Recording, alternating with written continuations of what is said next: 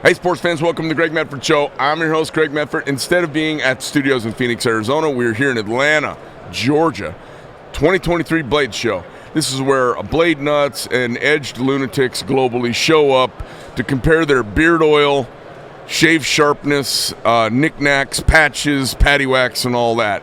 We've had leather workers, knife makers, bladesmiths, reduction people, folders, fixed, Damascus, Katrinkus, rhino, all kinds of weird shit, elephant foreskin sheaths, the whole 9 yards. It's just been a weird weekend, and here we are on Sunday. We're talking to our first actual female bladesmith. This is Amy Valerious. She's from Warlander Enterprises. Amy, how are you? I'm great. Thanks for coming in. Thanks for having me on the show. Where are you at in the building here, first of all? Kind of right in front of the main door. It's 4E. I got a big banner up there. It's got a black horse head on it. Okay.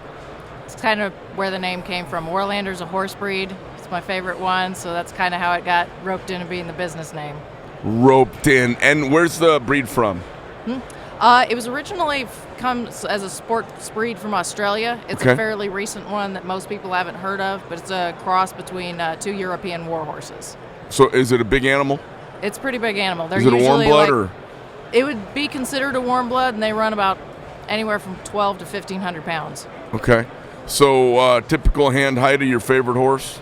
16'2". Okay, cool. Talk to me a little bit about your knife making.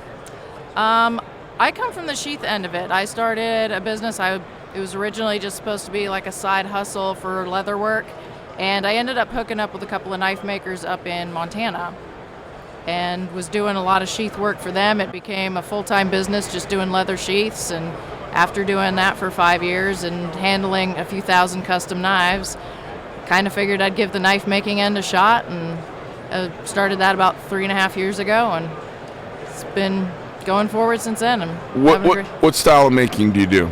Right now I'm doing full tang stock removal. Okay, and where do you get your steel from? I source it from a few different places. Pops, Alpha Knife Supply, and a place called Tool Steel of California. All right, cool. Can I see something I see you brought here something. Is this one of yours creations? Yep, this is the one I'm currently carrying. It's the Trout. It's got a dyed white oak burl handle on it. And you make the handles as well? I do. And you make your sheaths as well? I do. I custom fit the sheaths to the knife, and that way I get to play around with the colors, thread color, anything I think will match the knife really well.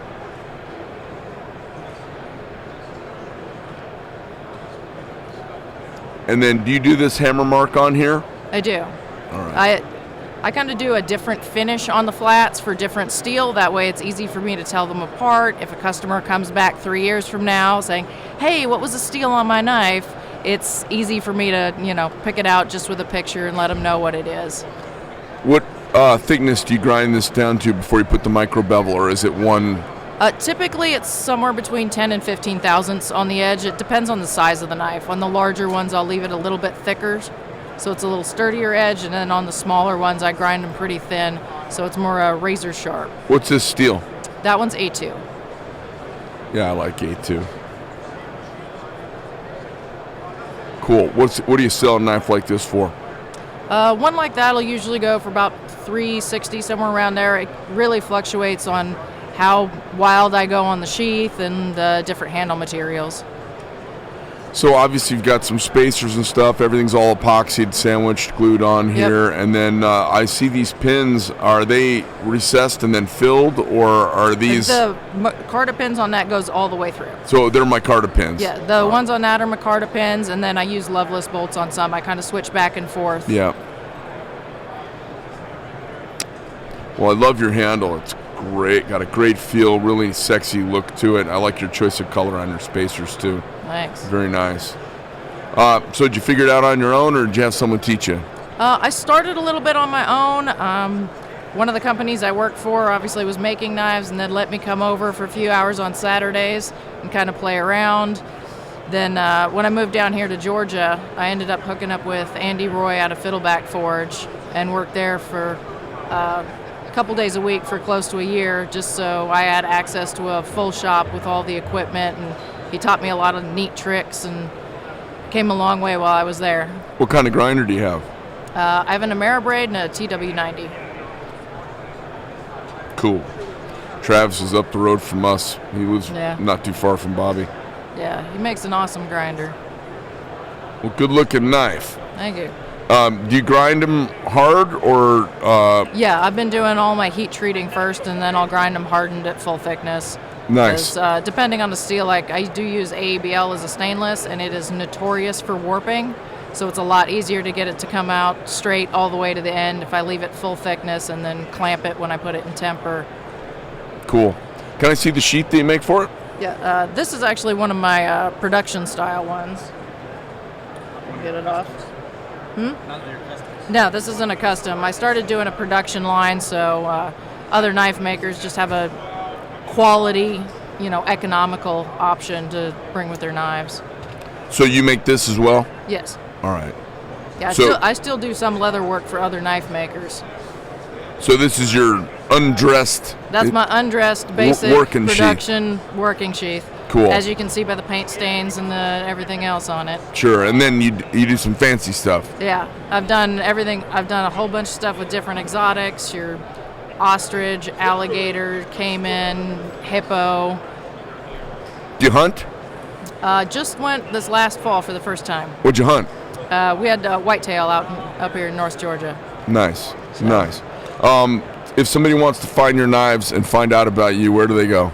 I got a website, warlanderenterprises.com. They can also find me on social media, either by Amy Valerious on Facebook, or I do have a Warlander Knives private group, and then Instagram on Warlander_enterprises. Tell me about you. Where'd you grow up? Grew up mostly in the Sierra Nevada mountains on the California-Nevada border. Yeah. My father worked at a hydroelectric plant out there, so we were homeschooled and kind of ran wild in the woods up in the mountains until I was a teenager. Then we moved more into the Central Valley, and later teens moved down to Vegas, ended up living there for about 7 years, went to Montana for 4.5, and then I've been here in Georgia for almost 5. What brought you to Georgia? The knife making community largely, and the real estate prices kind of priced me out of Montana. Yeah. And the Southeast was somewhere I'd never spent time, so I wanted to come down here, check it out, explore, and like the collector and knife making world in the Southeast is very dense. So I figured this was a good place for business-wise, just as far as developing the sheath work and being able to actually communicate and talk to other knife makers to, figure out the knife making end of it. Where are your people from? Valerious is the coolest last name I've heard in a while. I actually elected to make that up because changed my name to that. I didn't want my ex's name anymore, and my family hasn't been on great terms. My parents weren't real great people, so I didn't want to go back to my maiden name. Okay. I liked that one. It stuck. I liked it enough, and that's what I changed my name to. Sounds Greek. I am actually Greek. Are you Greek? Yeah. Oh, so am I. There's a few of us Greeks. Yeah. Have you done any shows in Europe at all? I have not. Like, I've been to Europe a few times, but I haven't done any shows. It's funny when you show up in Europe. It's on my somewhere on my website. It says in my background that Greek heritage. My grandfather's Nikotopoulos, and so I show up in Europe, and these Greek guys show up from Athens and Piraeus, and they're like, "Oh, Greek boy, made good. Look, Greek boy," and they want to hang out. It's just hilarious, just because of last name. It's so funny. Okay, cool, very cool. Pleasure meeting you. Yeah. What do you see coming? Do you see any trends or changes or evolution of your knife making that is on the horizon? I've been collecting equipment and supplies, so I'm going to start doing some like hidden tang, stag stuff coming up in the next few months. Yeah. Just as a different style, just a new thing to learn, and I like going back and forth. I like learning new things, and having the option for customers between a very like outdoorsy antler leather hidden tang style, and then like the wood or micarta full tang stuff. There's a customer base for both, and it keeps my life interesting. Have you found as people get to know you, you have more work than you can handle? I've had more work than I can handle for a long time. My word got out a couple years after I started making sheaths, and I couldn't make enough. What kind of stitcher do you use? It's a Cobra Class 4. Oh, okay. Yeah, Cobra comes up a lot when I ask. Well, I think there's one actual plant that makes 3 different brands, and they paint them different colors. But that was the first major piece of equipment I invested in when I got the leather shop going, and I have beat the crap out of it for 8 years. Do you know how to fix it? Have you had to fix it a bunch of times?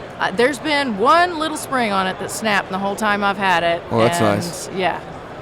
And then what's your next piece of equipment you want to buy?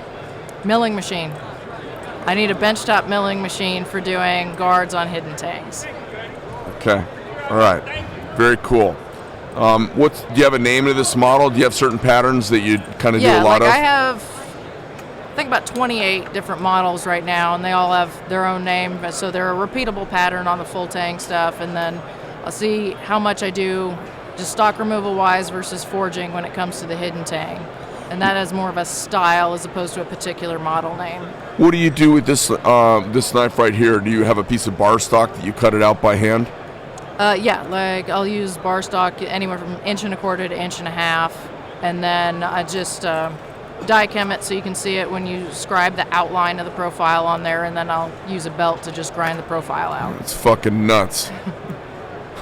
I would swallow a bullet doing that. I learned how to make knives that way, and I was like, all right, I gotta not do this very often. No, when it comes to profiling, that's probably my least favorite part of the process. So when I do it, like, I'll do 50 or 70 knives all at once just so I don't have to do it for a couple of months. Right. Cool. What kind of kiln do you have? I got a Paragon. Yep, I use Paragon also. You have one of those shotgun double wides, the 12 by 24 or whatever? It's a pretty big one. I think mine's 18 inches deep, but it's a double wide. Okay, cool. And I'll usually run about 12 knives at a time when I heat treat. Nice. Bag them all individually? Depending on the steel, yep. Yeah, okay. Very cool. And then have you found that, do you really want to venture out, or do you really like the comfort of your zone, like this is what I like to make, or do you want to do as much variety? And just as a designer, as a maker, where do you, some people find the comfort in the thing they get really good at, and other people are like, I know how to do that, I like doing other stuff. How's your role? For me, that was actually kind of a lot of appeal of the knife making end. There is an unlimited amount of options in the knife world. Like, you can spend your entire life learning and you'll never run out of things to learn.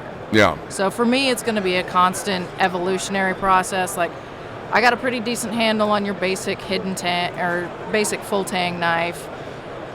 Now I get to venture out. Like, I've got people that are definitely willing to teach me when it comes to learning Damascus, when I get, the equipment to do that in. Hidden tangs, like, takedowns.